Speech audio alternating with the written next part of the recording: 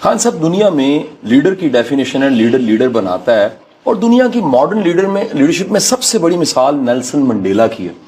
Nelson Mandela 27 साल बाद बाहर निकलता है, इंटरव्यू पूछने वाला पूछता है कि इनके साथ अब क्या करना है जिन्होंने जेल में डाला था।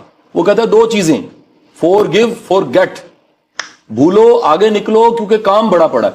खान साहब, आपको नहीं लगता कि हमें कुछ लोगों को माफ करके आगे चलना चाहिए? बड़े काम है करने को खान साहब। अभी देखें, हमारे नबी सल्लल्लाहु अलैहि वसल्लम ने फतेह मक्का के बाद माफ कर दिया लोगों को जिन्होंने जुल्म किया था उनके ऊपर, लेकिन उन्होंने एक चीज को माफ नहीं किया, और वो है चोरी और करप्शन।